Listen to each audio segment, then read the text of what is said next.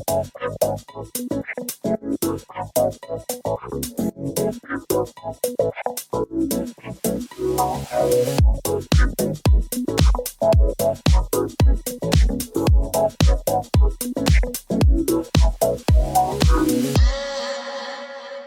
evening.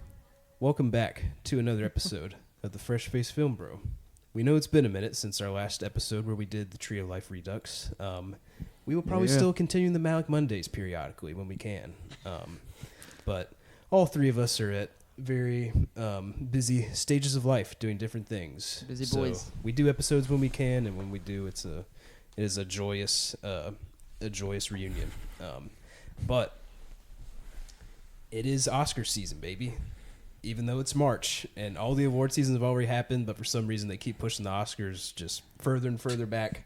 And, you know, it's a time of reflection. It's a time of looking forward. It's a time of talking about the highs and the lows, or the highest to lowest. Oh, didn't see that one. Little precursor for what's in Jacob's number one. Did I miss absolute cinema? Hey, it's got ASAP. A Jacob White joint.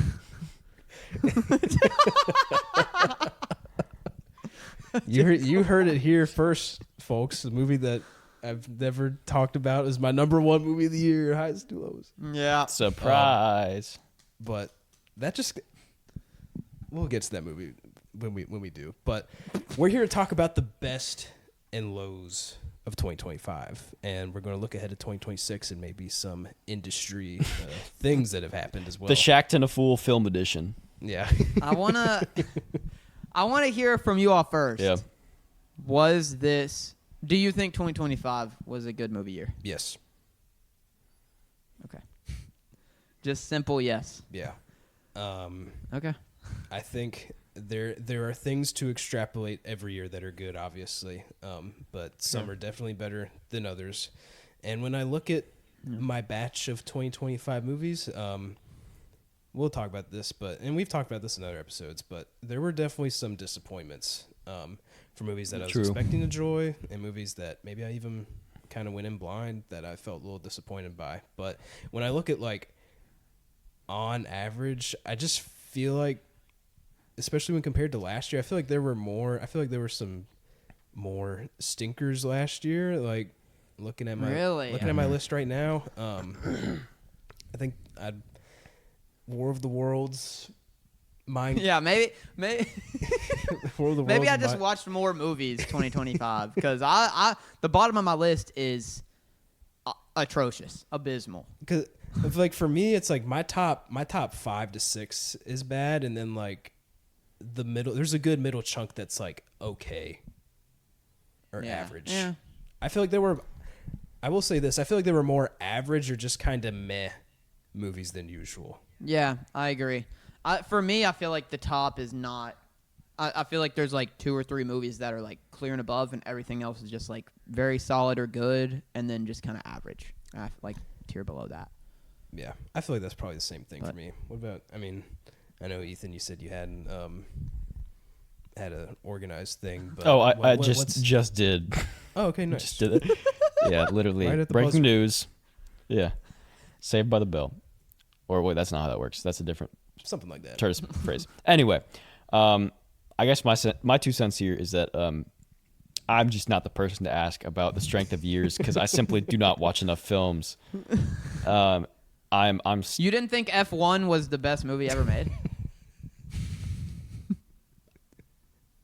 F1 was a good time. F1's not bad, bro. I still like it. I kind of think it's funny that it's nominated for Best Picture. I don't even mind it that very much, honestly. middle of the road. I mean, ooh. That's right. I just instant We replay. got the dad That's our top punch 2 right right here. there. Highest to lowest. Brad Pitt would have been proud of me. But yeah, no. Okay. Yeah. Where do we want to start? Do we want to start with best or worst? Let's start with worst. Yeah. Let's start with worst. I was hoping we'd say the same thing. Yeah. I mean, Elephant in the Room, as you said, Jacob, War of the Worlds. That's one of the worst movies I've ever seen. Made my eyes bleed. So, but honestly, it's one of those that's it's fun. Yeah. It's so It was a bad it's blast. good. It's a great time. So funny fun. story. It's fun. Ethan came over to the apartment and we got dinner, and we were actually planning on watching The Wages of Fear, but it was a late night. It was a late night. It was already like 9 or 10 o'clock, and we realized that The Wages of Fear is like 240. It's a pretty long movie. So I floated the idea. I was like, my Amazon Prime's about to expire. We have to watch this while we can. And so we watched World of the Worlds, and I think I laughed maybe the entire runtime. I think it is one of the greatest so bad it's good experiences maybe ever. It is. It was so much fun. Dude, It gave me PTSD as an ex-Amazon delivery driver. It gave me PTSD. the scene of him plugging in the USB to the server. And like the ADR, And the iPhone clock, like the aspect ratio changes. his mouth is closed, and you just hear Ice Cube being like, "I love you." Yeah. Wait, what's the thing where his son admits to being the mole? It's you. It's you. He goes, it's you. It's you. Yeah. And then he's like, just- well, kinda. Just abysmal, bro. Just absolutely. It is a great time. It is. It is. It's a lot different than the other. That was my 51st movie of the year. It was dead last. Everything else was not even fun. It was just bad. Well, I was gonna say this is the only terrible film that I will recommend to you. Yes. Other than there were parts of Minecraft for the bit that were a little funny, but it was I still see just. Minecraft. See, that's what I'm talking about. I wouldn't say it's worth watching. Chicken Jockey, I guess, was a big movement. It was a big cultural among the moment. youth. It was like It was a cultural moment Yeah. for sure. Yeah. That's like I can't believe that feels like that was 3 years ago, and that was not even no, a year dude, ago. that's crazy. It does feel like. I've lived like 20 lives since I've seen Minecraft. Yeah. No, they're gonna be like Yeah. anthropologists talking about like Chicken Jockey and its ramifications among Gen Alpha and Yeah. yeah. Remember? I gotta shout out 3 movies Okay, go for it. right now Yeah. for being crowned as scum of the earth. Why was this made? Everyone should get fired. Go ahead. Captain America: Brave New World, Ooh. The Monkey, and Hurry Up Tomorrow. The Weekend, I Love You. That is one of the worst movies I've ever seen. Wait, was that the I was Jenna Ortega almost- one? Yes. me and Ethan almost saw that, but then I think when we heard how bad it was from you, we were like, maybe not. It wasn't even fun, bro. It was just absolute just cringe. The entire thing. The Weeknd cannot act. He needs to get out of there. Get out of the industry. Keep making music. Awful, bro. The OPN score was pretty good though. I'm sure no Marty. No Marty. Yeah. He was probably calling I'll Josh, being like, "Hey, sorry, I'm not gonna be able to do my best work here on Marty because I've got this really big film that's drawing most of my Hurry up attention. tomorrow. It's like really important and stuff. It's like It really only serious. lost like $50 million. It's like doing some like artistic stuff that you probably haven't seen done before. Yeah. So Oh my a bit on the cutting edge. It was so. It was I hope you so. understand. It's so pretentious. It's the worst type of movie. It thinks it's amazing. It's extremely pretentious. It's uppity. It's like, you know what we're gonna do? We're gonna change the color of this one shot because that's like really cool. And then it's like freshman year film class stuff. Like, what are we doing? You know what I mean? Yeah. Gosh, so bad, man. So bad. I also saw Minecraft and The Monkey, and both of them were terrible. I think Minecraft was a little more fun than The Monkey, and that's because I obviously grew up playing the game, so there was some fun to be had, but it was terrible all fronts. Jack Black has monkey business, one could say. the Jack Black has fallen from my good graces. I mean, I'm not sure if he was ever. I wouldn't say I was ever a big Jack Black fan, but I think I'm. School of Rock, man. School of Rock's great, but he's getting annoying. Still have never seen that. What It's about the good. Saxaboom segment on Jimmy Fallon? Yeah. Is that not? What? It's not what I many brownie points. What about Nacho Libre? Yeah, The absolute exactly, cinemoness of Nacho Libre. Look, School of Rock, Kung Fu Panda, fun times, but Skadoosh. he's getting on my nerves, man. I can't. That's making My me mortal mad, bro. enemy Just stop. stares. One of the best Jack Black moments. But he's getting on my nerves, and I can't stand Jack Black anymore. Jack Black, you are I hate officially you have been served. You are in the doghouse. Bro, I'm telling you, I'll tell you this right now. I know we've talked about this on the pod. He is approaching Ryan Reynolds territory. Yes. I hate him. Man, Ryan Reynolds is in rarefied air, though. I don't feel like Jack Black can touch him with a 9-foot pole. He's not quite there. He's not there. He's just outside. But I hate he's getting Ryan there. Reynolds. I hate Ryan Reynolds. I want to with shoot a a bazooka passion. at the TVs that played the Mint Mobile commercials. Rest in peace, my Grammy. She got hit with a bazooka. Yeah, exactly. Yeah. Now, I would like to also mention these are the last two movies that I would say are like truly bad, and these were two big disappointments because these were two films by two directors that I love. Honey Don't. I know what you're gonna say. Honey Don't. Ethan Cohen. I don't know what Ethan Cohen's been doing.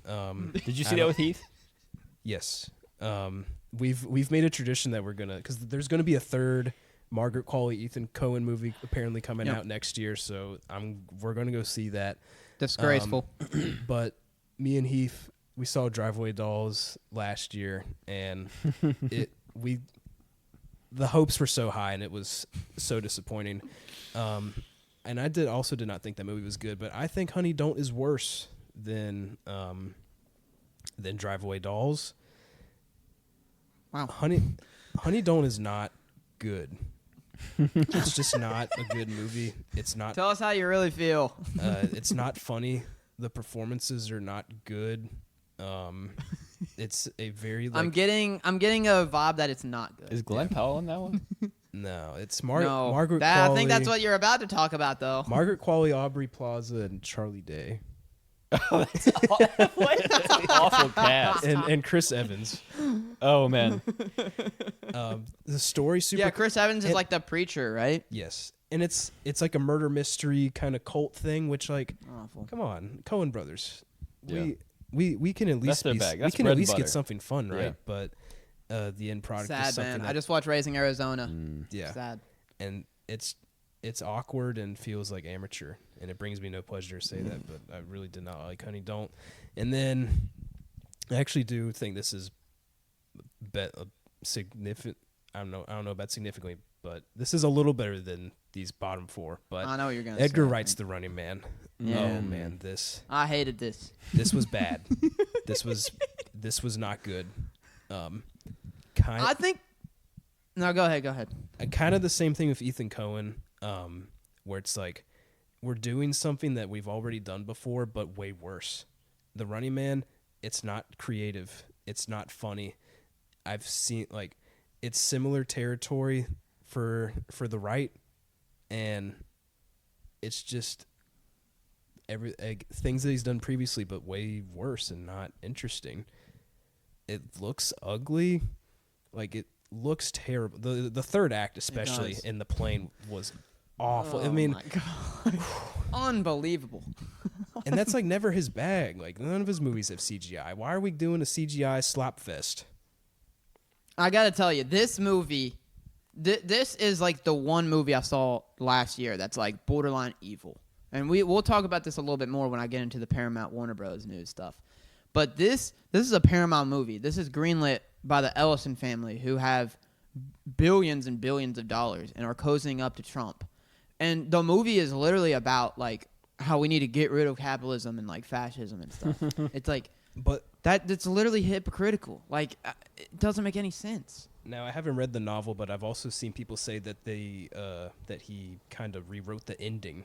That the ending in the book is like a lot more like making more of a statement compared to the movie. Something to think about. Maybe, dude. I don't think anything can say that movie. No. I feel bad because Edgar. Like, I also like. I don't like love Edgar Wright. But Like, I'm not a big a fan as you. But it's like this is bad. I feel like man. when people speak Edgar Wright's name, he's kind of in that echelon of filmmakers that people refer to like as As a ethical great filmmaking. filmmaker. Like they're pro Yeah. industry. They are creatives. They're doing fresh like non-IP works, and like they're people that upcoming filmmakers aspire to kind of. They're like, oh, this is a blueprint of Yeah. like what I can do. These people are making fresh, interesting stuff on like not a huge budget, and just this is. I mean, I haven't seen The Running Man, but this is the product of like the most resources that Edgar Wright has ever had. Like, Yeah. I think it's a very good indicator of where the industry's at right now. That Edgar Wright feels the need to go to cozy up to Paramount and try to get this greenlit and get a lot of money and do a blockbuster IP. It's an old Arnold Schwarzenegger movie. There's no this is just revved up IP that no one cares about, and it's just that. I feel like that's where the industry is. It feels like we're very far from Baby Driver days. Yeah, I mean. Go look at the first 5 minutes of Baby Driver compared to the entirety of The Running Man. It's not even the same director. It's just not. Yeah, I mean it's ridiculous.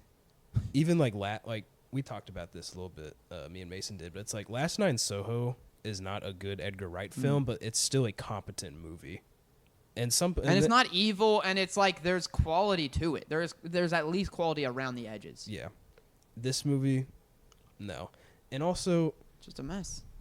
Forget just doing things that he's done previously, but worse. But there were no good needle drops, and that's his whole thing, or one of his whole things is having great music taste and having that play a central driving force to the movie. And the needle drops in The Running Man were awful. Yeah, I mean there was nothing. That was also a really bad. I had a really bad movie experience. There was no way that it was calibrated to the Dolby 7. I don't remember it being that loud. The theater seemed really, really, really loud. Oh, too loud? That's worse. That's almost worse than too quiet. Way too loud, dude. It was almost unbearable. It wasn't even IMAX or anything. It was just a standard AMC theater. Yeah. So I wonder if that was a theater thing, because I don't remember the movie being loud. No, there's no way. There's no way it was mixed that. Yeah. You know what I mean? Yeah. That would have gotten flagged. But not only were me and Mason disappointed by The Running Man, I just don't think it's good. No. But no. That's enough about that. Yeah, that I feel like that kind of covers the worst. There's a lot of I'll just shout out some kind of maybe not underseen, but some ones that are kind of outside my top 10 that I really liked. I really liked Friendship. Yes. I liked Materialists. Same. I know that's the whole thing. I thought Splitsville was really good. I don't know if y'all had a chance to watch that. I did not. I really liked Urchin, which is Harris Dickinson's director. Oh, yeah. That played at Cannes. That was really good. That's cool. If I Had Legs, I'd Kick You was great. And then the three that are right outside my top 10 are Warfare, The Ballad of Wallace Island, which I love those two, and then Eddington, which I really want to rewatch Eddington because I really liked it. I feel like I would like it even more if I watched it again. I think it's very, very of the time. Yeah. And I agree it about that. So I do. We don't have to talk about this too long, but I just realized me and Ethan saw The Testament of Anne Lee. I wouldn't say that. No, I wouldn't say the movie. Still haven't seen that. Still haven't seen that. I wouldn't say Testament of Anne. You just gave away my number 2 spot. Probably will not be watching that. You know what? I don't think The Testament of Anne Lee is bad at all. I think me and Ethan just kind of think that there were some huge swings, and unfortunately for us, it kind of struck out. Well, you did know it was a musical. I mean, we were walking into a ticking time bomb. A little bit, too, but I don't think the knowledge of. I'm an open book. I think Yeah. we just didn't. I didn't like the music at all. Yeah, respectfully. Well, I mean, that's fair. I don't know. I haven't seen it. Visuals were beautiful. Yeah. Amanda Seyfried is great. She was really solid. Who was the guy that played her brother? He was great. He was very good. No idea. Lewis Pullman. Yeah, he was really good. Oh, Lewis Pullman, Yeah. of Marvel fame. Yeah, I thought he was very good. Did not know that he was in that. It was a nice. I mean, I think reading a biography is probably a better way to gather the historical facts, but I found it to be informative, actually. Yeah. Oh yeah, no, it's very fascinating. Yeah, she lived a very interesting life, and just I don't know her journey and also kind of chronicling how trauma can manifest itself in different ways, extreme religiosity, or I don't know what the word is, but people cope in different ways, and that was her coping. Yeah, I think she had like several miscarriages, which I mean just must have been devastating. And I think religion was something that she came to like bring her grief and like find some sort of release. But yeah, so I think okay, first I want to like give Mona Fastfold her flowers, because the idea of approaching a movie about the Shakers as a musical is brilliant. That is such a like great way to engage with the material, and that's so creative. Yeah. I just thought like musically the execution wasn't there. I didn't find myself liking the music. I don't like how, I forget his name, the composer, just Daniel Blumberg. Oh. Yeah. Yeah. I don't. Ba-na-na-na. Yeah, I don't think it's any indictment on its musicianship. I thought it like, I just didn't vibe with it, and I also thought that like the transitions into song were very, very heavy-handed. I do think it was kind of cool. I mean, like, there is some like, there's a cool use of diegetic and non-diegetic sounds in the movie and what's used.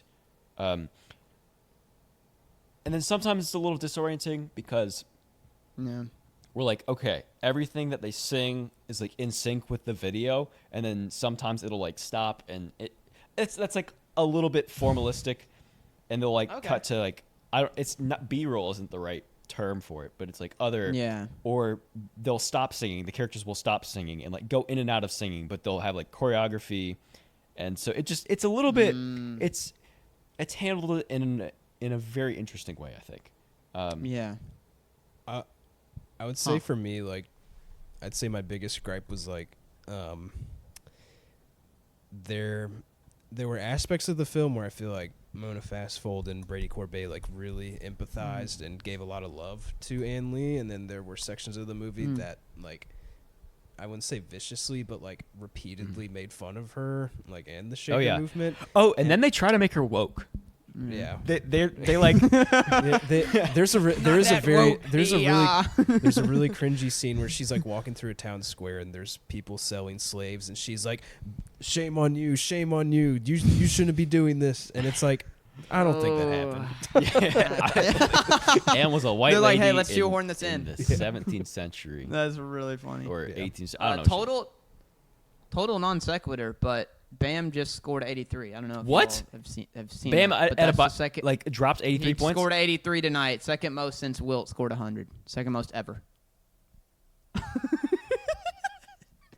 83 points.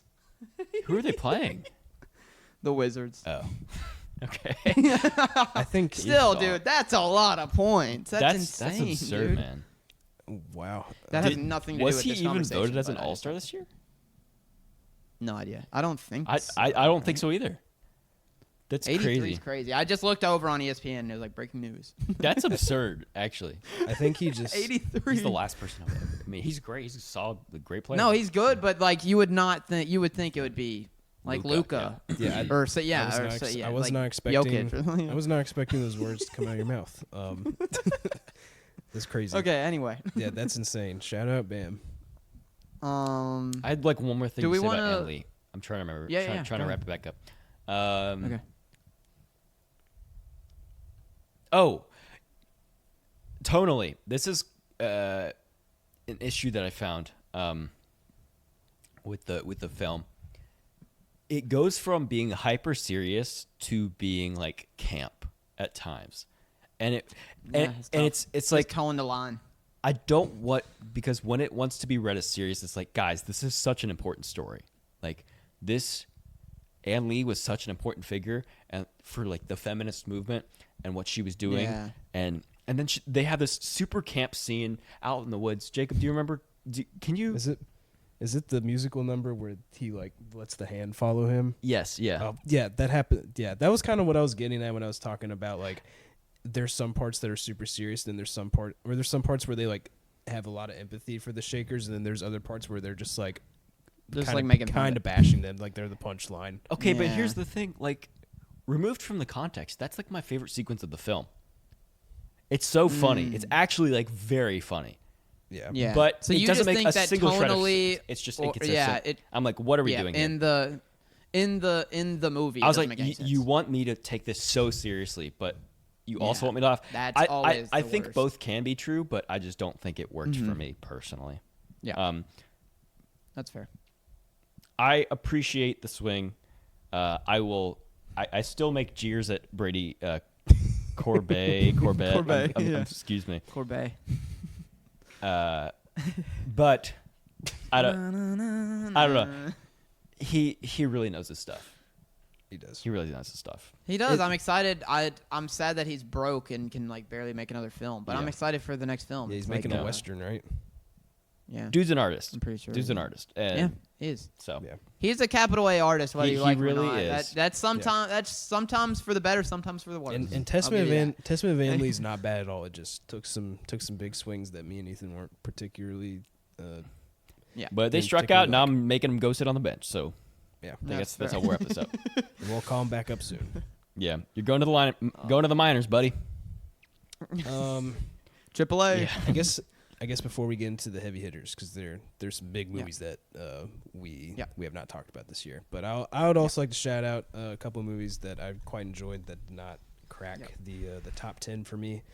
Those would be Resurrection, the Bygone film. Yeah, If never I Had got it. Legs, I'd Yeah. Kick You. Nirvana, the band, the show, the movie. Are we counting that as this year? Or, I mean, 25. last year? I guess technically. it's Yeah, 25, I guess technically it's 25. I just watched it. It's so funny, dude. It so was funny. Great It was a time. blast. Kelly Reichardt's The Mastermind. I actually really like that. Oh, I've read it. Yeah. Warfare. I also like Warfare, Materialist, and Eddington. And I will Loved also Warfare. I'll shout out Surratt Okay. and Loki, Haven't the seen Naked Gun remake. I Okay. I kind of had a blast with the Nice. Naked Gun movie. So I'll shout out those. I have like 3 or 4 like most underwhelming, disappointing. Okay. Just really quick. That would be Hamnet. Didn't like Hamnet that much. The Smashing Machine, Mission Impossible, The Final Reckoning, The Phoenician Scheme, and then of course Mickey 17 was just it came and went, Unfortunately. which is sad for a Bong Joon-ho It's film. crazy that it was Sad. literally the most anticipated film on Letterboxd just for it to be what it was. Yeah. How did that happen? I mean, How? I don't know. I literally feel like we got hoodwinked. Like with the whole rollout. I just feel I don't know. I feel like Bong making American films is always very sketchy, hit or miss. I don't even know Yeah, if it's that. Because like Rob's. I mean, I great, haven't seen Snowpiercer, you know, but Well, but like Okja was. No, I don't like Okja Yeah, at I all. don't know. Mickey But, 17 was like fine in a vacuum, but I watched but- Snowpiercer like right before Mickey 17, and I was just kind of like, I don't know. I feel like Snowpiercer was Mickey 17, but like kind of better.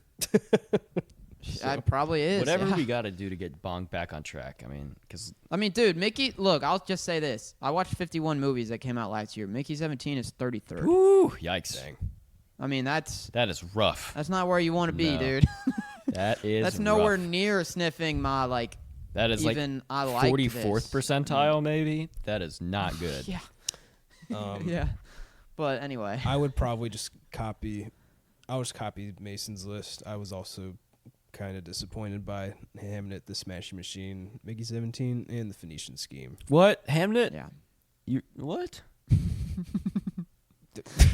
It's movie look, of the man, year. I will say well, I probably need to I haven't looked at this list in a while, but Hamnet is 15th on my list. So it's not Okay. I did like Alright. it and there's a lot of merit to it, but it's way overhyped. I mean, it's just I don't understand it. Jessie Buckley's going to win her Oscar, which I'm very happy she was about. great. She's great. I love her, but other than I want Renee to get some love, but I saw a For hater. real. I saw a hater on the internet that said that Hamnet is just grief slop. I mean, it kind of is it not?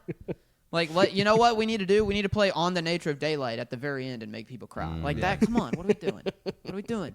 This is, even though it's the silly. score is by Max Richter, like that's goofy. Yeah, even I mean that. Yeah, he's just like, you know what? I'm gonna put one of my pieces in. Yeah.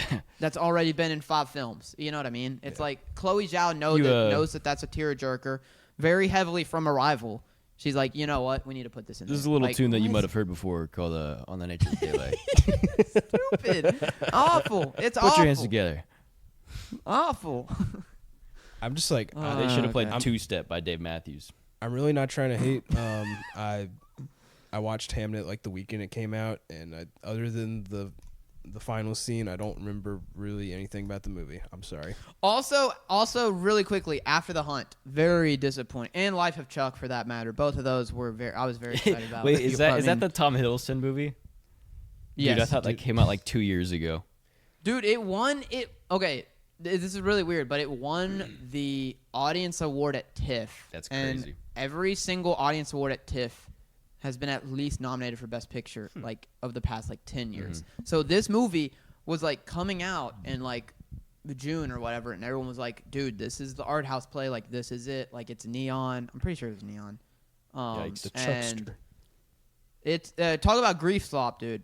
Hey, you can't win them all with Neon. It's tough. You can't win them all. It's tough. They've had a great streak. Sometimes you get a Let's- life of Chuck, let's you see. know. Yeah. Let me make sure that it's neon. That's a metaphor for life. Yeah. Sometimes you get a life of Chuck. Oh, okay, it's not. Okay, it's not never neon. mind. It's not neon. Never mind. Never mind. They're Never mind. unscathed. Yeah. Yeah. The streak continues. Okay. Anyway, do we want to? Shall we get into the meat and potatoes? Let's do it. the top 10. Yeah. I don't want to do. I don't want to. Like, I'm not going to talk about every single Sure. one for a long time Yeah. because that's going to take way too long. Yeah. This is a I'll loose do- top 10. Sorry, I didn't mean to interject here, but No, like, that's fine. I'll do my 10 through 7 really sure, quick. that's great. Go for it. No, I'll do my 10 through 6 really Cool. quick. That's a decent mark. So, the 10 I have Arco, which is the animated Oh, film. yeah. I want to watch that. Which is very Ghibli inspired. Yeah. Love the score, love the animation style. Talk about like something like how people were acting at the end of Hamnet is how I was acting at the end of Arco. I was like, man, this actually got me, bro. Like it did, and like movies don't get me. You know what I mean? Yeah. I had a very pleasant time watching that. Yeah, that's like that just came out like a month ago, I think, like a wide release. But I watched it like back in November or December. 9 is Weapons. I love you, Zach Kreger. That could probably be a little higher. It was just a little, just didn't quite reach like where I wanted it to. 8 is Nouvelle Vague, which is honestly not like the best movie ever made, but really fun to watch if you know like all the French New Wave dudes. It was just like cameo. And I love Linklater. And then 7 is Sorry Baby, which I I've heard great things about it. love. Incredible. Yeah, that it could My probably friend be recommended that to me higher last as night. well. Yeah. Yeah, it's really good, really touching. Exactly. That's a movie where it's like this is what we want the movie to be, and the execution is basically 100%. I mean, it's just exactly what it needs to be. Great runtime, everything. And then 6 is Sinners, which again, Sinners is a little bit like Weapons and some of these other movies that are like 6 through 13-ish for me that are like at the very least very solid, very good. I liked them, but like maybe didn't quite reach like the next level. And Sinners was like the closest to that. Yeah. Yeah, Sinners is great. So that's my 10 through 6. I can. Yeah, you go for it. Okay, cool. I'll do 10 through 6 as well. Funnily enough, I'll just go ahead and say this. I also had Sinners at 6 and Sorry Baby at 7. Nice. And Weapons at 9. Really? Oh, what are the odds, I know, bro? What literally. are the odds? Holy crap. I'll say a couple things real quick. Number 10 for me, funnily enough, was Chainsaw Man the movie. I'm a big fan of the manga. I'm a big fan of the show. It feels a little weird rating the Chainsaw Man movie that high because it basically it's the follow-up to season 1, and it was a very long episode with the highest budget possible. So it feels weird ranking it amongst like other individual works when this is just like one small piece of the story. But still, you talked about Arco having some of the best animation. The Chainsaw Man movie was mind-blowingly beautiful. I mean, it's just I heard great things. jaw on the floor. They Yeah. announced like 5 years ago that they were gonna adapt the second arc of the series into a movie, and I'm glad it took them that long because the whole thing just looks unbelievable. Not too much to say about it. I love Chainsaw Man and I love the movie, so I'm having a number 10. Number 9 is Weapons. Big fan of Weapons. I love the. Wait, your number 9 is Weapons as well? Yeah. Holy crap, bro! What the heck? Number 9 is Weapons. I love interconnecting storylines. I love the performances. I love the humor. Love the commentary. Love the scares. Love the creativity. I really movie has kind of grown on me. Yeah, I liked it when I saw it, obviously, but I think about it often. Number 8 is Yorgos Lanthimos' Bugonia. I totally forgot to even put that on the list, so that would be pretty hot, probably. Going into Bugonia, there was a lot of other things coming out, and we've been fed so much Yorgos lately that I was kind of like, cool, another Yorgos movie, but it just wasn't my number 1 priority, and so when I got to it, I was kind of surprised by how much I loved it. I think him and Robbie Ryan, the DP, they just continued to push the needle in terms of what looks great today, and it looks beautiful. Jesse Plemons, best performance ? Since Friday Night Lights, baby. Best performance since he was Landry Fields. Bro's been on that. He's Bro, unbelievable. we all know that. Aiden Delbus. Yeah, shout out to him. He was incredible. Emma Stone's incredible. Yeah. The movie just has that blend of dark comedy and weirdness and surprise third act, science fiction stuff. Yeah. They also had a great third guy that whose laughter really brought things together. Stavros Halkias, Yeah. film debut. Yeah. And cool cameo. It's a fun cameo. That was funny. And kind of in the Eddington camp of like, Emma should have called into the pod. Hey, Stavi, big fan, long time listener, first time caller. I'm trapped in a basement right now. I'm trapped in a basement right now. These guys think I'm They think I'm an alien. Yeah, they think An alien. Probably the race. They think I'm the queen. Race. They just shaved my It head. was an alien. Yeah. But kind of in the Eddington camp of like super topical, super political, and I felt like A lot of movies like that this year. yeah, and I feel like it was done very well. And it's also about, I think some of the stuff with grief, as well was pretty great too. Yeah. I love Bugonia. 7, Sorry Baby. I'll say this real quick about Sorry Baby.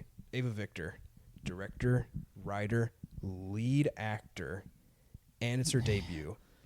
What the heck? Yeah. Auteur. And not only that Lord forbid I say that might be Orson Welles territory. literally, and not only that, but the movie was incredible. Kind of what Mason Really said, where it's good. like it's everything that it needs to be. Humor at the right moments, dramatic moments that are just like super tasteful, and an airtight runtime. Like a lot of heart, a lot of love, a lot of sadness too. Shout out Sorry Baby, incredible. Yeah. And then Sinners, which we have an episode about. You should go listen to it. I also love Sinners. So Sinners. Cool. Is that the top Ethan? 10 through 6? Okay. That's number 6. Again, I will preface by saying I did not see nearly as many films as my two co-hosts did, so my list is a lot thinner. That said, at my number 10 spot, I've got Ari Aster's Eddington. Don't have a ton to say that hasn't already been said, but I would say I was cool on this when I first saw it. It has grown on me since. Okay, good. I remember talking about that. Yeah, I think I don't know what I want from people telling stories about 2020 yet. And so it might be too early for me to give my opinion, quite frankly. That's fair. Because it's more, I don't think it's as much of a direct commentary on what it was, but more of like a cautionary tale on what happened. we could become. Do you know what I mean? Yeah, I mean, I think I'm pretty sure it begins and ends with like a shot that has to do with Yeah, AI. it like synthesized like that kind of stuff. It synthesized a lot of like major events of 2020, like pandemic 2020, and sort of the hysteria surrounding, just like the rabbit holes and the pipelines that people were falling down, and then also just the AI slop and just the general decline of like organized society. It tackles that in a very interesting way, and the third act is kind of fascinating. But yeah, I don't know. Lots to chew on. Number 9 is Begon's Resurrection, sort of a like a tapas platter of a movie. Got four little vignettes. That are very nice. I really enjoy the one about gambling. I was gonna say I don't think we've talked about this movie too much since we've seen it. I thought the third one was kind of unbelievable. It was my gosh, it was amazing. It was kind of like when we saw Kinds of Kindness have like the first part of Kinds of Kindness is unbelievable, and then the rest falters. I like the second act too, the one where he's talking to the spirit of what is it? See, I like the third and the fourth one were the best. I didn't like the the fourth second was one. cool. I liked the one shot kind of aspect of it, but it just kind of seemed to meander a bit. But I do like the vampire aspect of it at the end. I thought that was like touching. Yeah, I loved the third one. I thought the fourth one was great. The first one was cool, but the second one I really kind of struggled with. What was the last one? Was that the vampire one? Fourth one was vampire. Yeah. Okay, yeah. I like the second one, man. I don't know. I thought it was charming. And the first one was kind of a slog, and I had no idea what was going on. But yeah, that's how I felt about the second one. Second one, I was like, bro, what is this? Yeah, but so it's been a big couple years for anthology movies. Yeah. There's been a lot of them. Number 7 is a pick from a movie that I saw at the Nashville Film Fest. One that was not on my radar at all. This is Rohan Kanawade's Cactus Pears. We got some deep cuts here. This is a directorial debut. It's about a kid whose father passes. He lives out in Mumbai, and his family is from like a rural area. And it takes place during like the 10-day grieving period, which is part of that culture, in which he has to like I don't remember particularly the rules about like I think there's fasting that's involved, but it's very like shocking for him. And during this time he rekindles with an old friend from childhood, and it's revealed that he's like a closeted gay man, and that his friend was gay as well. And so they kind of like they rekindle their friendship, but they also discover like this love for each other that's really sweet. And you can tell that sort of the main character has just been numbed through a lot of his life. And especially during that grieving period, he's very I don't know. He's just depressed and unhappy, but his like childhood friend just brings out a joy in him, and it's just a really sweet story about like the grieving process. And it's a nice love story, and it's a like very beautifully shot too. Nice. So yeah, Cactus Pears was a really good watch. Shout out to Rohan Kanawade. Number 7 for me. Wait, no. Number 7 for me was Weapons. I had my list out of order. Zach Kreger. Okay. That was a great time. I don't know. I thought it does the horror tropes very like. I mean, Kreger's just good at what he does. Like Yeah, There's great. not, He's a great director. and I love the subtext. I think it's really interesting. Emily Madigan or whatever her name was freaked me out. Oh, Amy Madigan. Amy Madigan, yeah, she's Aunt scary. Gladys. There's a great chance that she wins an Oscar in a couple days. I love the sort of hyperlink aspect of it. It's really interesting. Yeah. We already did we do an episode on what? We did do okay, episode yeah. on weapons. I'm not gonna talk about that We too did, much. yeah. And at 6, I got Begonia, man. Dude, Begonia rules. Nice. Begonia is so good. Yeah. It is. It looks incredible. Like, the visuals are nuts. The performances are, like, off the charts. I think it does tension so well. It's paced quite well. It's just under 2 hours. I know that some folks take issue with the final couple minutes of the film. And I just think that's like Yorgos being tongue-in-cheek, and that I just thought it stuck the landing for me. I really enjoyed that. The kind of like we reached the point to where everything's crazy, and we're like, oh, Emma Stone, she's gone through so much, and it's anti-CEO, and it's about like the institutions, but it's also it's showing the issues of, again, like kind of the pipelines that people fall down, and how people cope with trauma, and the ways that grief can manifest itself.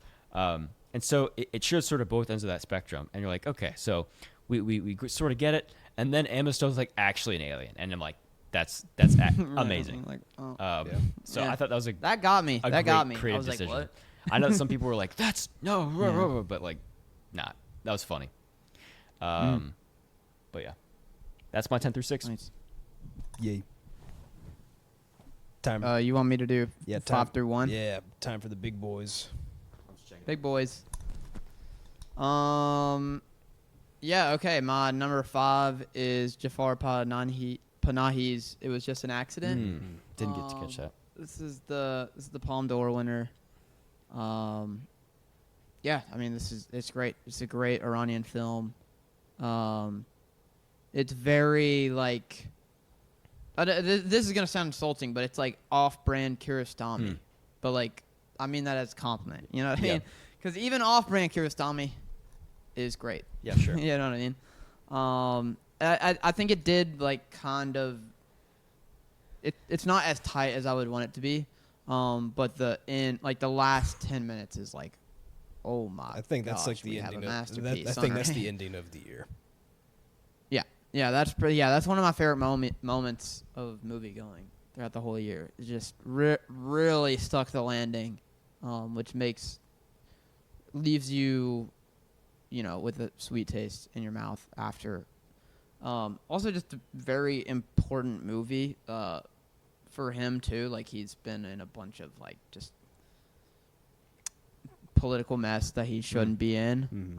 Just because he makes and movies. The fact that he was even able to make this movie is insane. Like he's not supposed to be doing that right now. So kudos to him. My number 4 is Train Dreams. If It Was Just an Accident is off-brand Kiarostami, then this is off-brand Malick. This isn't even off-brand Malick. This is just Malick.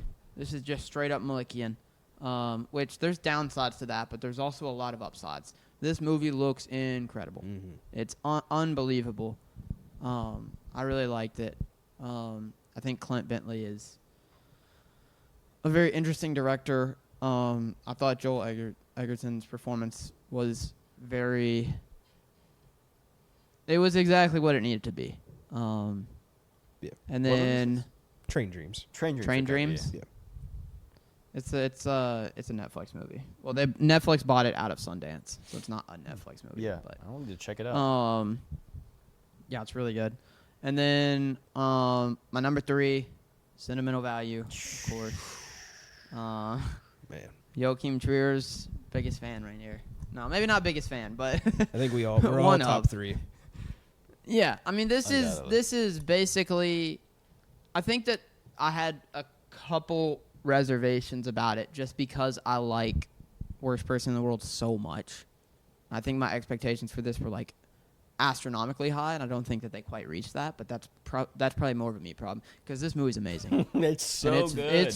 It's very like it's exactly what you want from the medium of film. It's like the performances are amazing, the technical side's amazing, the writing's amazing. It's just it's every outlet of this movie is like borderline perfect.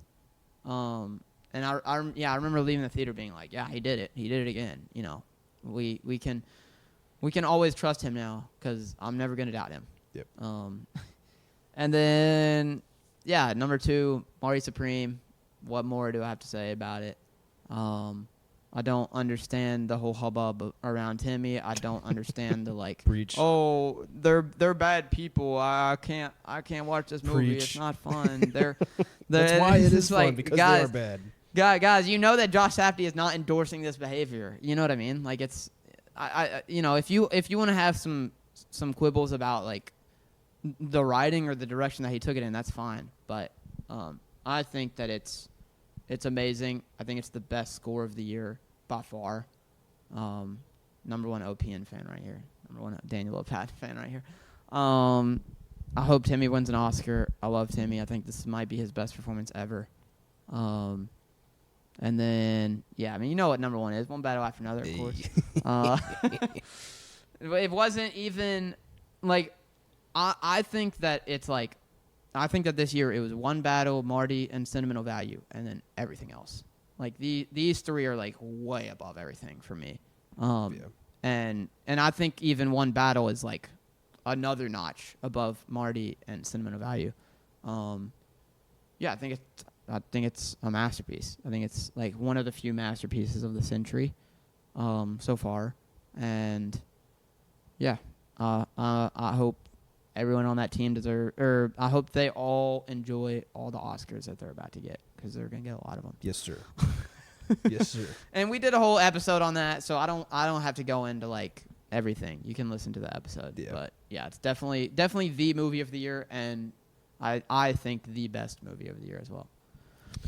Kind of what you were saying about, you know, kind of it's One Battle, Marty, Sentimental Value, and the rest. I would say I feel that about my top 5. I feel like, you know, I talked about 10 through 6, and I feel like these 5 are kind of in their own tier,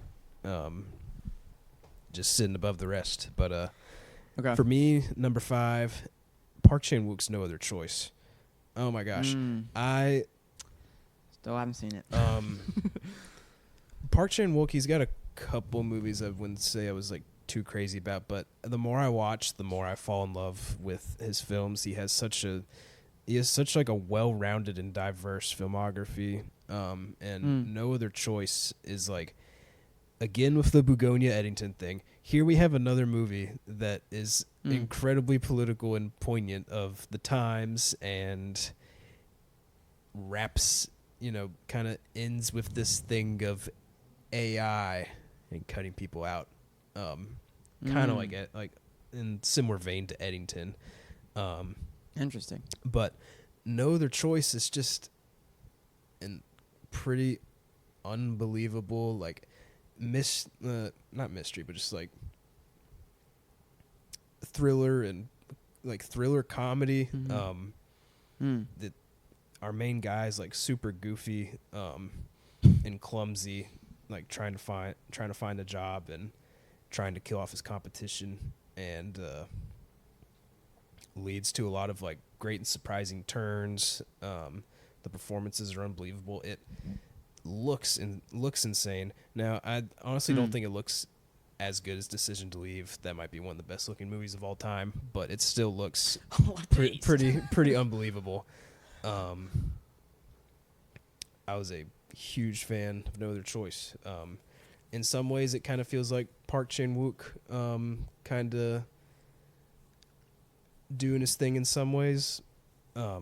Maybe not necessarily like doing something new, but it's another phenomenal movie from him. What more can I say? Number 4, it was just an accident. Kind of what, you know, Ethan mentioned, talking about the tension in Begonia. I just love the tension, and it was just an accident. And our main guy, he comes across as like his former captor and torturer, and then he goes down this like moral road with everyone who was with him in prison and talking about what do we do now that he's out, that we're out, and we have the power to kind of get revenge.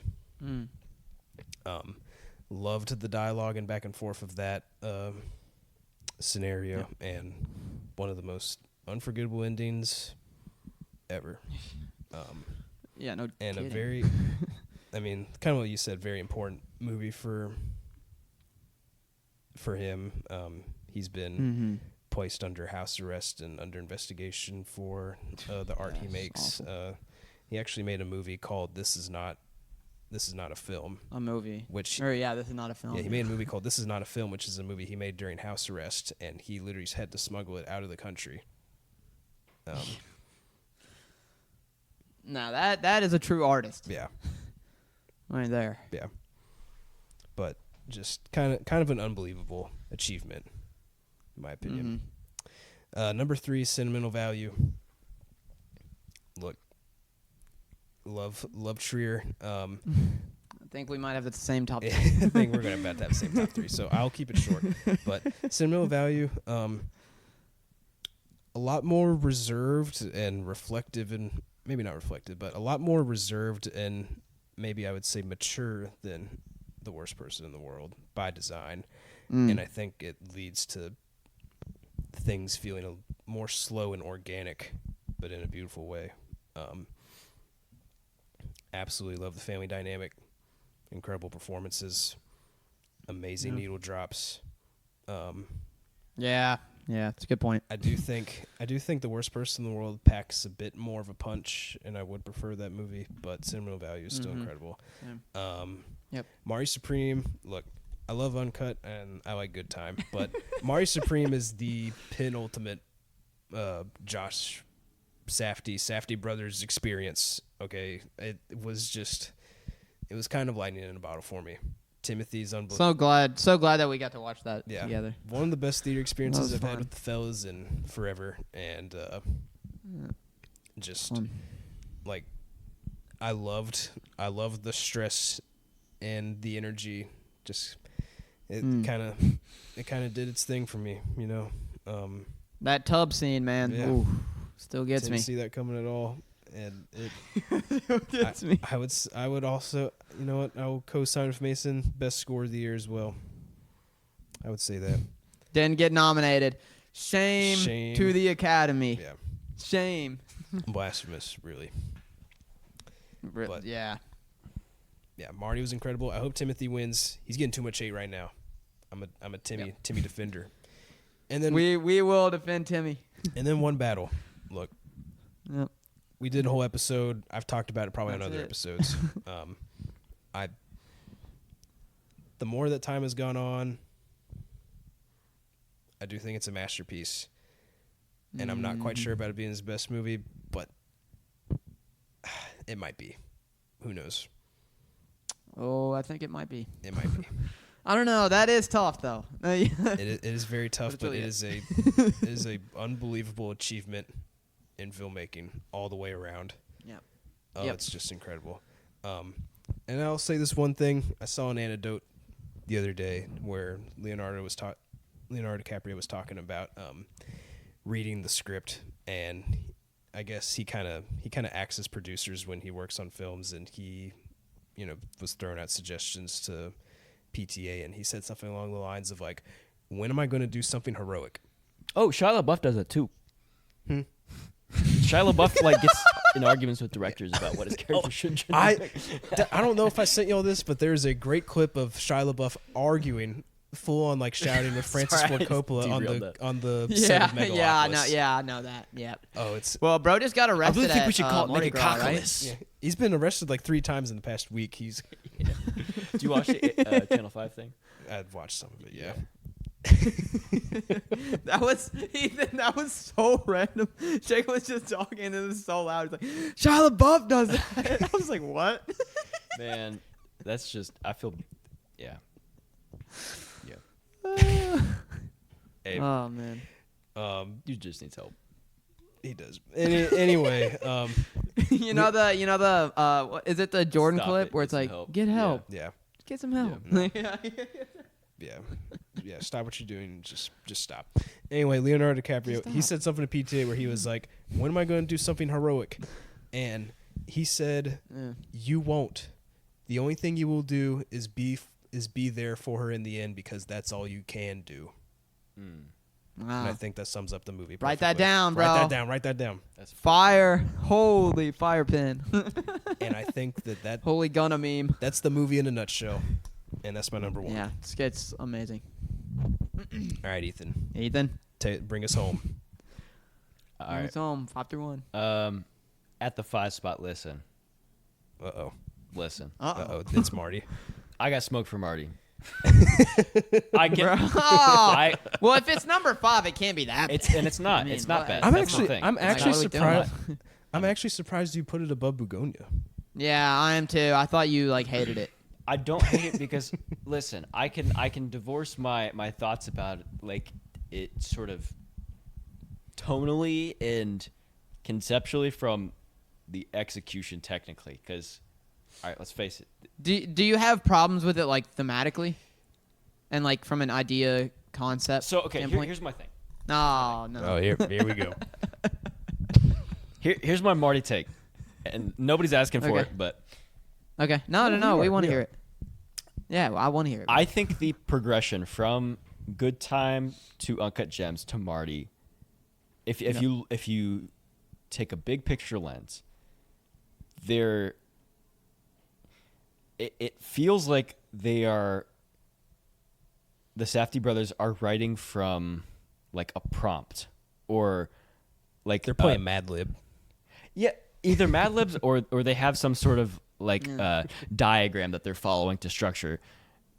Even the ping pong player, we have a crazy Inception? guy who's a ping pong player.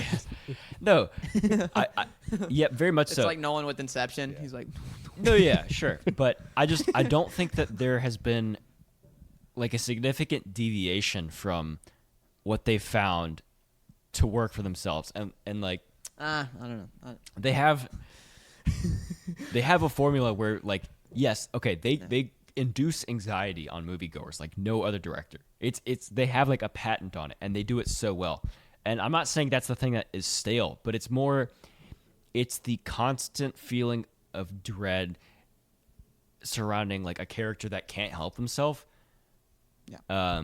It's just 3 different types of kind of addictive personalities or self-destructive personalities, and how it unfolds. And obviously it's going to unfold and manifest it kind of makes sense the way it all happens. Now, Marty, Sure. It's not really about where it ends up. It's more my issues with the destination. And I would agree Really? that, yeah. I would Okay. or not the destination, but the journey of how we go through it. I think my issue is that it feels too similar, and that it almost feels comfortable or we're retrotting. I want the Safdies to try a different sort of narrative structure where, listen, the feeling of dread is crazy. It's it's hard to put into words that sort of stomach churning feeling that you get when you're watching one of their movies. But we know they can do that, and they do it well, and they do it like nobody else. But it does feel like a little bit of a one-trick pony thing. The cinematography, okay, listen, I got to glaze the technical aspects a little bit because Sure, the Darius Kanji. yeah, I'm just thinking of There's the one. shots during the first tournament when they have it. It's I don't know if it's a dolly or just a zoom on Marty's table from far away, but just I was floating at some of the shots. It looks incredible. Yeah. I think the editing is quite strong. I do think it could pare down a bit of the it's just so nonstop, and then this happens and it gets worse. And the whole dog sequence towards the end, where they get shot and stuff, I think that felt a little bit we were taking a long time to get to Japan again. I know Jacob's not having it. I think. But Wait. listen, the movie's almost 3 hours. It does not need to be that long. Well, okay. Was it I will almost 3 say, hours? I don't think it's almost. I think it's like 2:30. It's 2:30 on the dot. Okay. It's 2:30 on that. I think that I think that a lot of the writing schemes are there, of course, because Josh Safdie. Yeah, I mean it's him. He has his like touch on it, but I think you could even paint it from a thematic concept standpoint, where it's like, or like the messaging of the film is like. I think a lot of the film is like about him becoming a parent, and that is not what Uncut Gems or Good Time is about at all. Sure. And I think that Safdie actually becoming a parent in real life and him being like, I think that he sees a lot of Marty in himself because he's like, I have to be a good parent. I want to be a good parent. But it's just almost like he's almost incapable of it, which I guess a little bit of that is in Uncut Gems. But I think that and One Battle are like, there's a lot of similarities there with like parenting and like becoming a parent and seeing the world like in a new light because.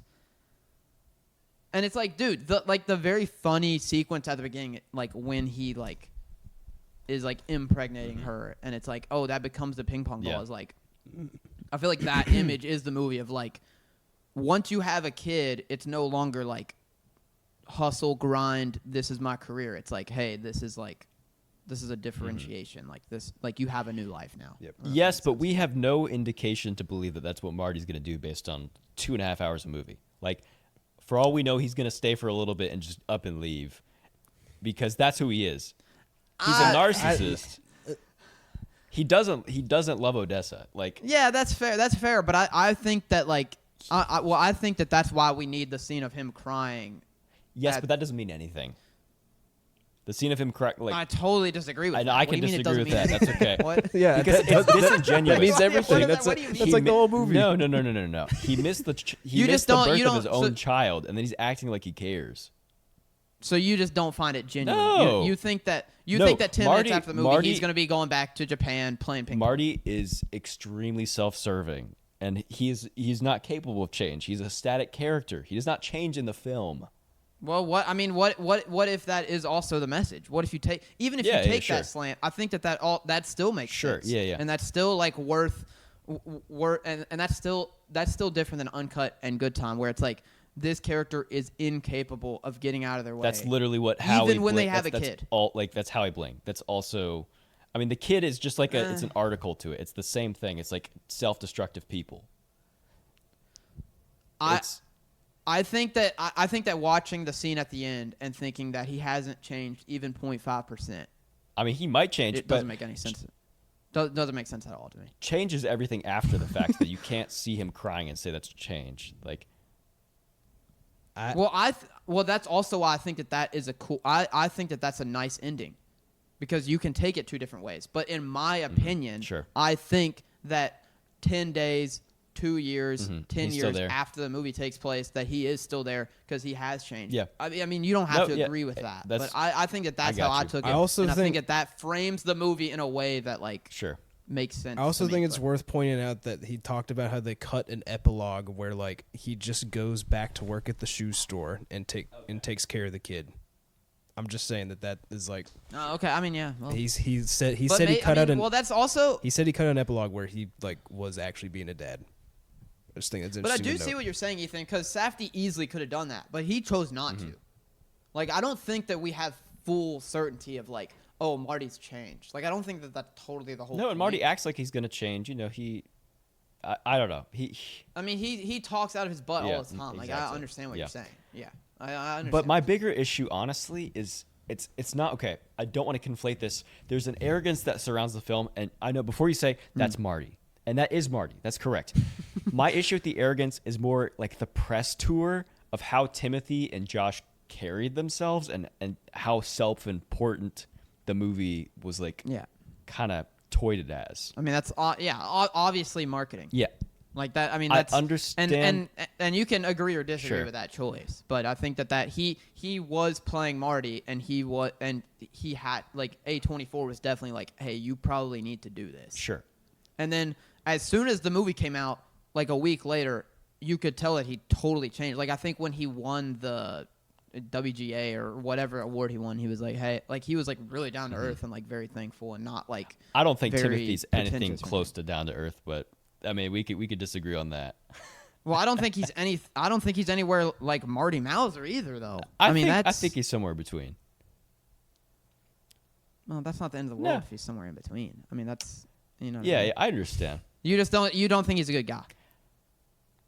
I think he's Because even if you do think that, I don't think that has any bearing on whether the movie's good. Yeah, or not. yeah. I mean, I guess that I can think rub you the he wrong is a way, 30-something-year-old competitive kid that feels that he is one of the best in the world at what he does. He's not quite there. I think that's fair. I think you have to give him a lot of credit for working with people from an incredibly young age, and he is not selling out, bro. He is not doing Marvel. No. If he wants to do IP, he's gonna do it with Denis Villeneuve. Sure, yeah. And I think that's like he's working with Michaud on The King in 2019. Yeah. He's working with Greta Gerwig multiple times. Like I do think that he's had a really good career, and he doesn't have a lot of misses. I think that he can talk up a little bit. Now maybe he's way overdoing it. That's fair. And I also think that him saying like, "Hey, in 20 years, I want to be one of the greats." Like I'm not there yet, but like aspiring for greatness. I don't think there's anything wrong with that. Yeah, there's nothing wrong with that. I just think that like with the success that he's had, he's just getting a little too big for his britches, and I'm getting some Timmy fatigue. That might be a hot That's take. fair. I mean the Timmy fatigue that makes sense to me. Listen, this is only number 5 on my list, so I'd like to continue. But if y'all have any other comments to add before, no. Okay, Jacob. Well, we also never had a Paul on Marty. We did it. So No, we never really got to talk this about it This is either. the discourse, basically. But I don't want to take up like all your time or anything. I'll add this because I don't want to take up the whole time. But like, most of the stuff you said, I'm a hard disagree on. That's okay. I'm a hard disagree on, especially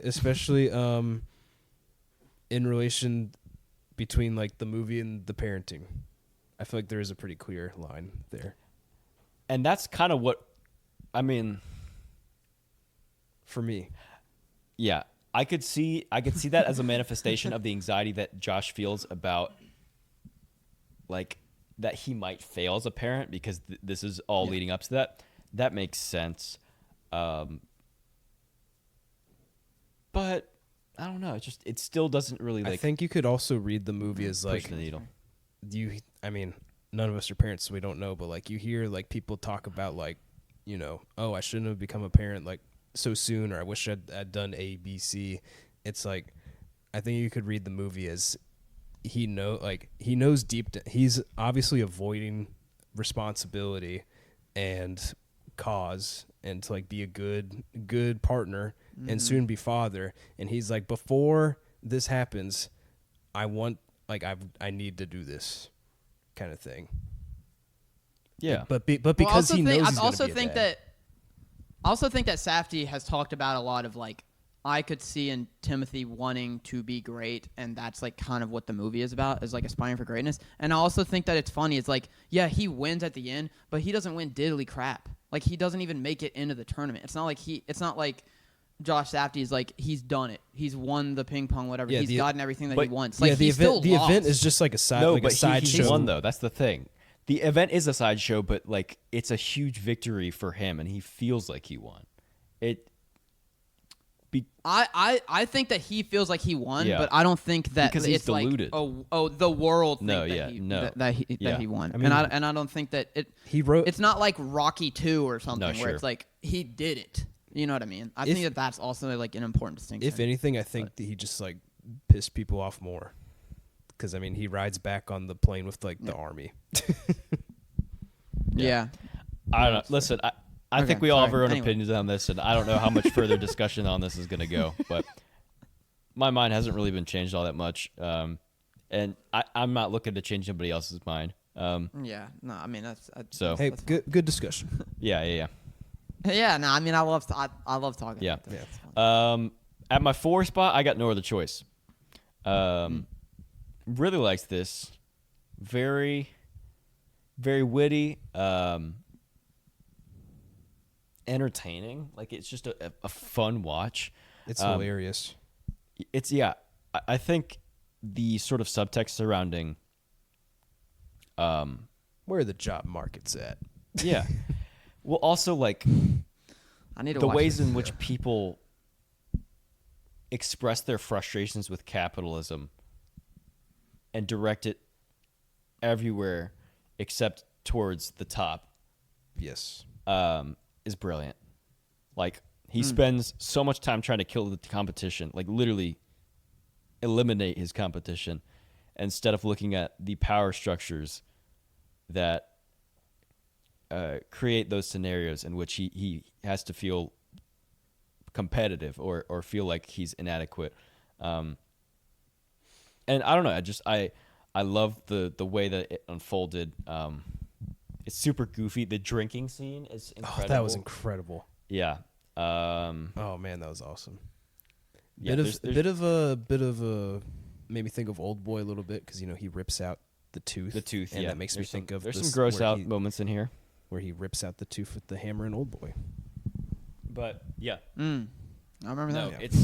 it's a good time. Yeah. I really, really enjoyed myself. And then also just, I mean, add it to the tally of movies that sort of discuss AI or job automation towards the tail end of the film. It's kind of sobering, but I mean, everybody seems to be, sniffing the same trail here, which is not my favorite thing to hear, but it's certainly pertinent. Well, I mean, I don't blame them for being like, everyone's talking about this. Yeah. Like, yeah, man. It's a solid watch. It's timely. There's great. I love the sequences where he's getting cucked by the young dude. Yeah. That's really funny. Yeah. Yeah. It's a good watch. Yeah. And my 3 spot. My 2 and 3 are pretty interchangeable here, but this is just where I'm leaning at today. I'm very bad at lists and whatnot, but I've got Sinners, Ryan Coogler. Nice. Man, just it's hard to articulate what Ryan Coogler has done for the industry. I mean, like, oh yeah, that's true. I don't know, like bringing like black film into the mainstream, like blockbuster. It's just he's such a visionary, and his like direction's super clear. It's Sinners is a great time. We have an episode about it. That was also. I was going to say that was also one of my favorite theater experiences. Oh yeah, that I had dude. last year. And obviously the one sequence everybody talks about. For me, it's like one of those like really solid 4.5s. I don't know what it needs to like cross that threshold. It's not a 10 for me. But I was left like wanting just a bit more at the end. I really love the epilogue though. I like that. I don't know if I love the 2 epilogues. You mean the post credit scene? Sorry. Yeah, post credit scenes. Yeah. Yeah. Or the I like the first one kills. That one's so good when it's showing a buddy guy playing with the but yeah, I don't have a ton more to say about Sinners. I mean, it's just it's great. Miles Caton debut. I mean, everybody is just firing on all cylinders here. It's great. And then I think it's likely that Ludwig wins score. Maybe, I don't know. His third, yeah, dude. He's just an industry darling at this point. Yeah, he's gonna win. Mm-hmm. Yeah, he's gonna win, and then he's. I mean, it's a great score. He is the guy. Yeah. He's the guy now. I mean, I think he's maybe even more of a guy than Zimmer now. Seriously. Yeah. Like if he wins his third Has Zimmer even won 3 Oscar? I don't think so. No, I don't think so. Yeah. And this would be it's Black Panther, Oppenheimer, and then this Would he be the most Sinners would be decorated? 3. How many has John Williams won? Because yeah, Dude, I don't know. it's a lot less than one would think, if I'm correct. Probably. I think it's single digits. I mean, you might have guys like I mean, I don't even know. Yeah, one of the Newmans or Howard. No, Shore. this is Oh, what? It might be more than single digits. Oh, really?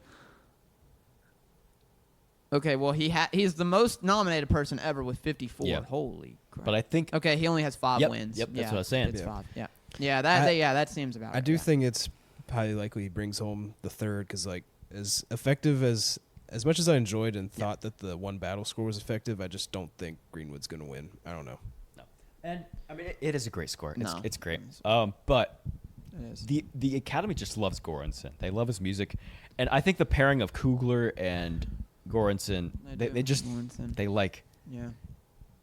And I know that, like, I don't know how much of a hand he has in the production of the original songs, but I think that sort of Looked like it was quite a bit. So I think that plays into it heavily. Yeah. And dude, there are there's some like amazing moments where the score really, like, you know, gives the scenes legs. So Yeah. if he wins, it's well deserved. He deserves. I think he's gonna win. Yeah. Low Patton killed it. He did. I can't believe he didn't get nominated. It's his best score. This is the problem. Like, the Academy hates electronic or anything that's kind of not even remotely classical. Because Challengers didn't get nominated That's interesting. 2 years ago. That's a It's travesty. ridiculous. It doesn't make Yeah. any sense. I mean, Göransson definitely that's a whole- leans towards more of the electronic side. But if you're looking for an example to that, he did not get a nom for Tenet. Yeah. Yep, exactly. Yeah, and he won for Oppenheimer. He won for Black Panther, which Black Panther, I mean, there's like 808s and stuff in there, so it's not just like straight up like, oh, this is a John Williams score, but it's still like there's a lot of orchestral. You know what I mean? It's like, but anyway. So yeah, Sinners at my 3. At 2, dude, Joachim Trier, Sentimental Value.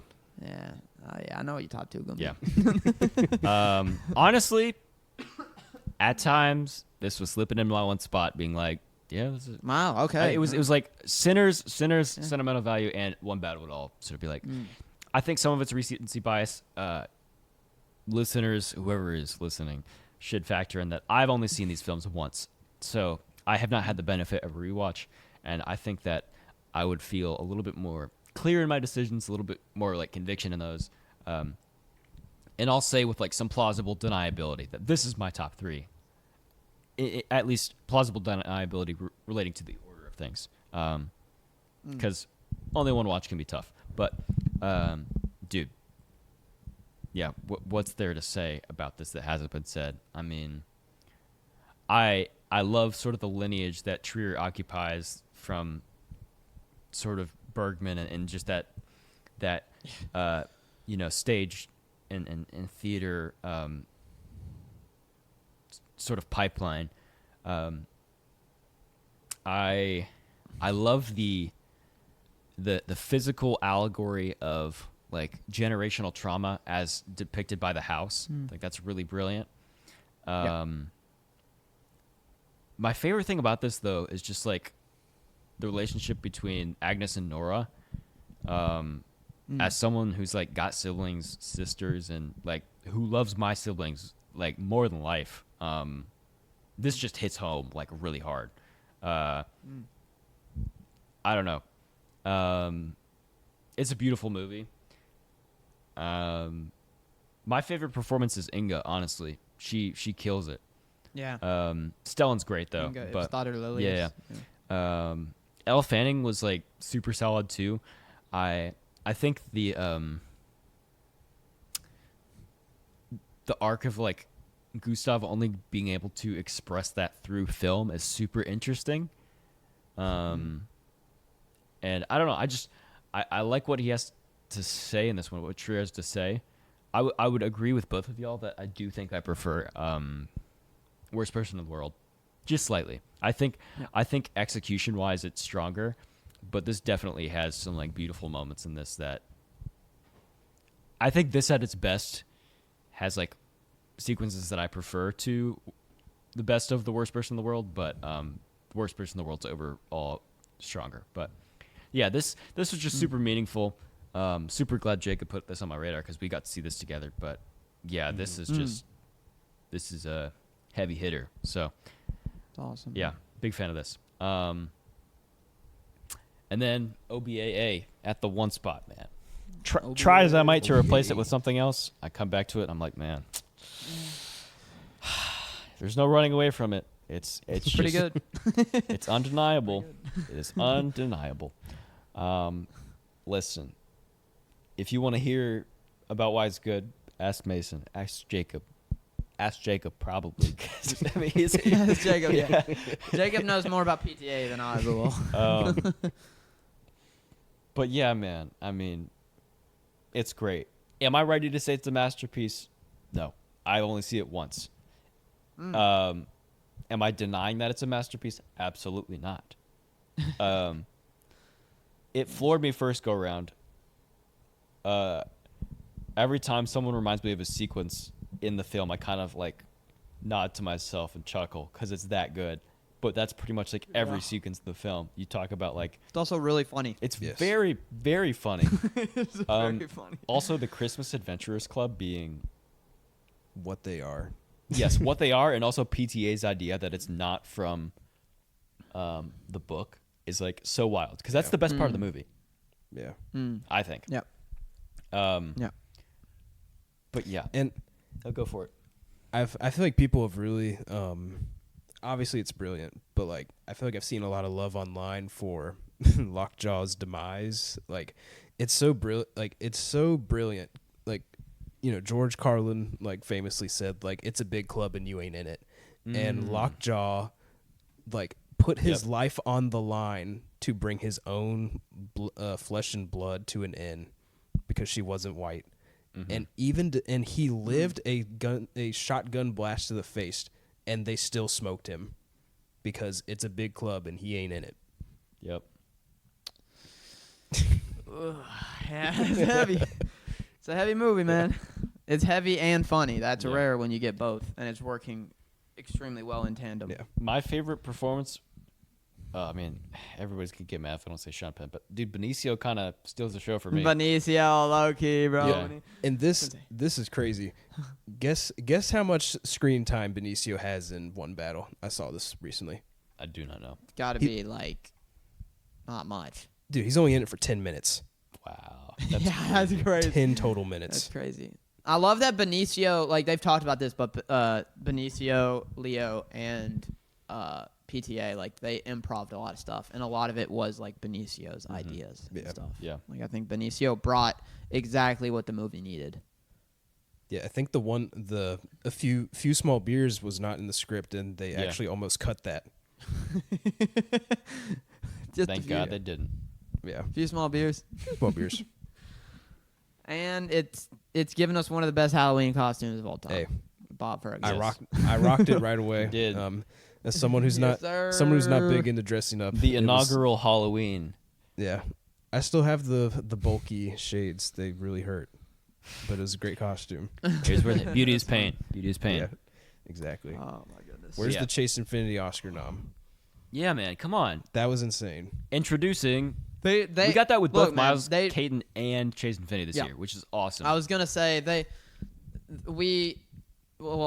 Academy does not respect younger people, which we know. Yeah. And two, we need a like best first performance or like best found. Yeah, best debut. Like they've been talking about that for forever. Yeah, best debut. It doesn't even have to be best debut. It could kind of be like best new breakout. artist, except not that. Best new artist is like they could have been around. Yeah, but someone who had like a breakout hit. performance. Like I don't like that. Yeah, breakout performance. That's like someone. I mean, I guess it that's doesn't a have cool to be idea. someone young. I like it that. just I like that a lot. yeah, yeah. We definitely need that. I don't know why they've not added that, but anyway. Ooh, we did it. We did it. All right. Should we pivot? Do we make this a second, like a mini episode, or do we just book in this? Or I don't know. I don't know. I don't know if you want to talk about 2026 or the Paramount Let's stuff. talk about but the the Paramount stuff, I'm not. Let's do Paramount Okay, I'm first. not going to talk about it for too long. I mean, we might vamp for a little bit, but I know it's getting kind of late. I don't want to like talk about this for too long, and there's not a ton to talk about because it's a lot that's been said. But yeah, okay. Let me just go ahead and go into this. So I'm gonna put my mic down because I don't know jack squat. Okay, so let's go back a couple years to when Discovery and David Zaslav bought Warner Bros. This was like a couple years ago. They inherited about 30 billion, 40 billion of debt. some insane amount, and Zaslav was preparing the company to be sold for the past 3 years, which has been like kind of the worst thing ever. Like, no one likes David Zaslav. This guy stinks. Okay, so they went through the whole auction process. Netflix won. Everyone in the industry was kind of like, Paramount is gonna get this. Like, Paramount needs this way more than Netflix, and Paramount's gonna swoop in. A little background on Paramount. So, Larry Ellison is the owner of Oracle. His net worth is like $400 billion, and his son is a USC. Yes, it's some insane amount. Yes. How do you think that they're paying for this? So, Larry Ellison's son is a USC dropout and wanted to be an actor, David Ellison. His dad helped him found. They founded Skydance, and Skydance is like known for like the Mission Impossible films, and like that's basically it. Like, just David Ellison is like, he doesn't have great taste. Okay, like it's obviously just like daddy's money. Look at the Paramount movies that have come out recently. Yeah, exactly. So Skydance, literally last year, it hasn't even been a year since Skydance bought Paramount, because Paramount went on sale. So Skydance buys Paramount last year. Now it's Paramount Skydance. Now they sweep in, and they're going to acquire Warner Bros. Discovery. So now it's going to be Warner Mount, or who, like, no one knows what the company name is going to be, but a lot of people are saying Warner Mount, which is like movie company. So here's just a little bit of a lowdown. Warner Bros. Stock was trading at $7 a year ago. It just got sold for $31 per share in cash. Wow. Okay? To say this is an overpayment would be an understatement, in my opinion. Like, Netflix did a great job of getting, if that was Netflix's idea of getting Paramount to overpay, then they definitely just did it. So what's the angle there? But there's speculation that they are preying on Paramount's fall, basically, and they'll. Yeah. So basically, the idea, a lot of people are thinking that Netflix got involved because when there's two bidders, all you need is two bidders, and there's a bidding war, okay? And they're just going to go back and forth, $20 a share, $22 a share, whatever. Blah, blah, blah. And the whole idea is, like, Netflix knows that Paramount Skydance is already in a bad position, okay? A normal company like this, there would be absolutely no business for them buying another company that has $40 billion of debt. But everyone knows that David Ellison's dad is like the world's second or third richest man. Like, they have infinite money, okay? So, a lot of people are saying that Netflix was going to make Paramount pay a lot, get the breakup fee. So Netflix just got a free $3 billion for doing nothing. And now they're going to wait 5 or 6 years, and Paramount-Warner Bros. Is going to go under, like Paramount Discovery did. Which, there's a great chance that happens. Because let me read you some of these numbers. This is absolutely insanity, dude. Okay? So the financing is backed by the Ellisons, Bank of America, Citi, Apollo, a bunch of, like, banks. And then, of course, additional funding from the Middle East. No one really knows exactly what that means, but there's speculation that there's going to be a couple of Middle Eastern people that are on the board, which means they're going to be able to make decisions about what CBS News and CNN does. That's a little scary. Okay, yeah. That's not the best position to be in. So Warner Bros. The 2025 quarter four, this past quarter, they lost $252 million. Warner Bros. Did. Paramount Skydance, the last quarter, they lost $573 million.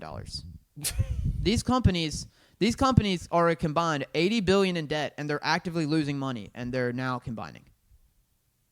It's morphin' time. Make it make sense. So I think it's funny because a lot of people are like, Netflix, that is so bad. That's going to be so bad for movie theaters and all this, which it probably would have been, and it probably wouldn't have been great. But I will say this. Ted Sarandos has good taste. He gives Martin Scorsese money. He gives Michael Mann money. He gives auteurs money to make what they want. Whether they like the theatrical distribution model is, whatever. But Also, Netflix and Warner Bros. Would have been a vertical integration. Okay, there's not a lot of like duplicative jobs in those companies because Netflix is not really an actual film studio. It's not. They don't have a lot. They don't have a lot of the jobs that Warner Bros. People have. Paramount and Warner Bros. Two exact same companies basically. So now the idea is $80 billion of debt, a lot of duplicative jobs. That means synergies. And synergies is just a nice word for we're going to cut a ton of freaking jobs. Okay, that's what they keep saying. So they've already said that there's going to be at least $6 billion in cost savings. So that's at least like 10,000 jobs lost. And are these people getting severance?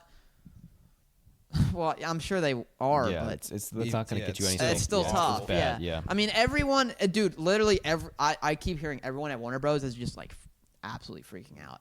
And now everything at Warner Bros. They're a lame duck, dude. Yeah. Until this goes through, they're kind of just like, we're our own company, but we're about to be bought. Like it's really weird. When's like, do they greenlight movies? Can they greenlight movies? What's the timeline on this deal getting finalized?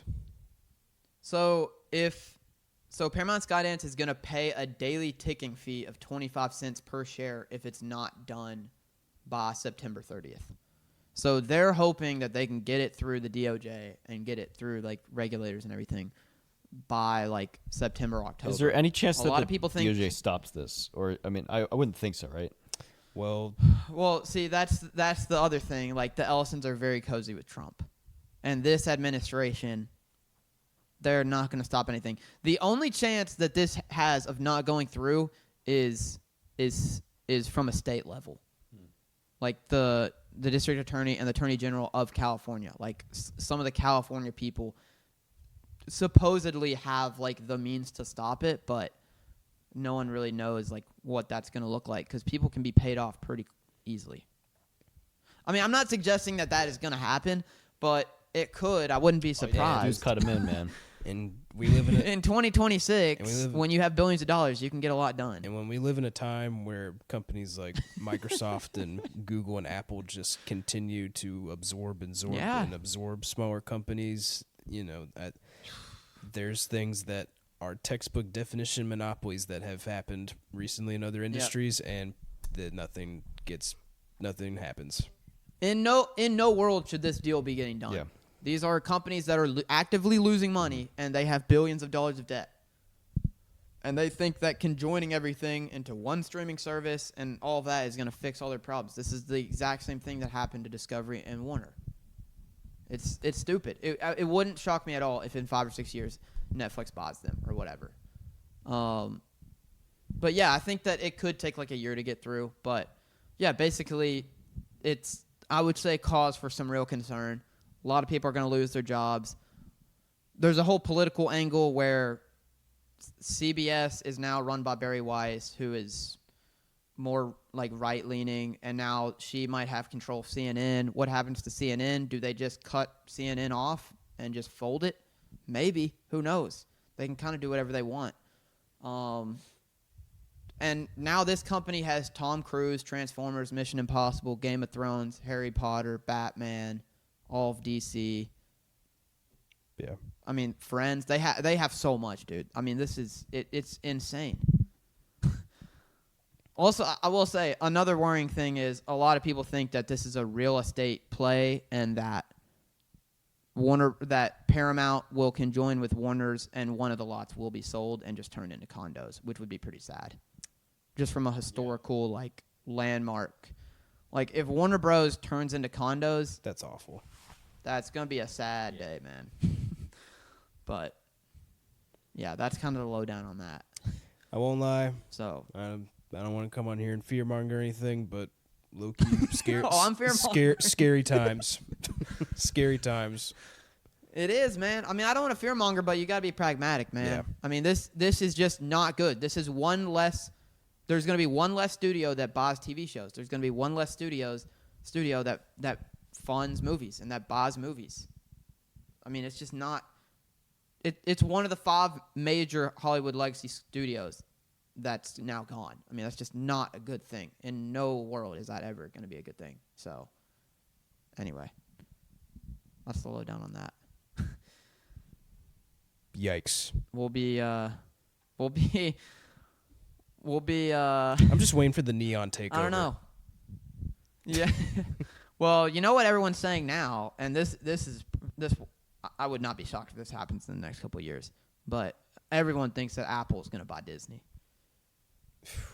Because they already have a really good relationship because Bob Iger and Steve Jobs were like really close. And Pixar and stuff. Value and aesthetic standpoint too, so that Yeah. And it's funny, like the idea of Disney being bought is really weird, but Apple, man, it's tech. We're all living in a tech and AI world now. Yep. So there you go. Well, to end on a lighter That's all I note, got. Before things hit the fan even harder, we can celebrate some hopefully good movies that come out in 2026. So Yeah, you want to do a very, very quick rundown? Yeah, sure. Obviously the big one's The Odyssey. Mason's already got his tickets. I've had the tickets for 7 months or 9 months or whatever. I'm watching the first showing, at least the first public showing in LA. I would say the two big ones are Odyssey and Dune Part 3. Yeah, man. Everything else is kind of a cherry on top. Everything else being Narnia, Digger, Project Hail Mary. I'm very excited for Digger and as well as the Boots Riley movie, I Love Boosters. I thought that trailer was fun. Saw the trailer for that the other day. It looks very interesting. Yeah. Coyote versus Acme. I don't know if y'all care about this, but this was an animated movie. This is like a freaking Zaslav. Zaslav. Zaslav. Apparently, this movie is peak, and they tried like canceling it as a tax write-off 2 years ago, but Ketchup Entertainment swooped in and saved the movie, and now it's finally coming out. And funnily enough, it's written by Sammy Birch, who her only other movie credit is May December. She wrote May December and Coyote versus Acme. I was talking about May December the other day. I love that movie. Yeah. That's an odd thing.